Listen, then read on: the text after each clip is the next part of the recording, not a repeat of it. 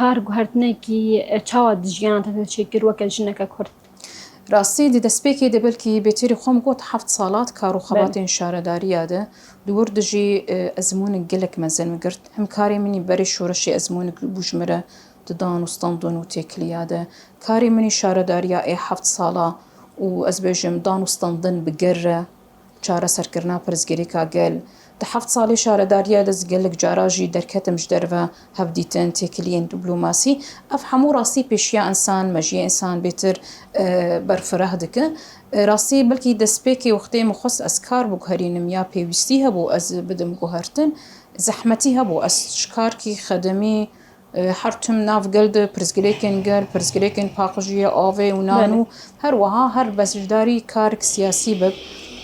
me rastî zehmetî kişand û belkî demek baş jî min got ez ê nikarî bim karê siyasî ez ti carî rastî belkî em jin jî ev jî hişmendiya a got ji me ser hatî me ferskirin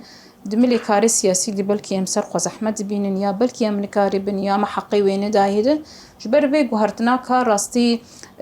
destpêkê de tirsik hebû tirsik ez nikarîbim vî karî bikim lê ez bêjim yani çawa milkî gelek mezin de jî ji mir bi awakî erînî baş bû çima ji ber her tim di nav kar û xebatê de ew derfetên însanî xwe pêş bixwînit karê siyasî de kûr bibit milê dîroka xwe de rastî ev hinkî aliyê me di kêm bû aliyê îdarî bîroqratî pirzgirêkên gel lê bi guhertina ez bêjim bi guhertina karê xwe siyasî êdî tecrîbak hên mestir hem tecrîbak ez bêjim destpêkê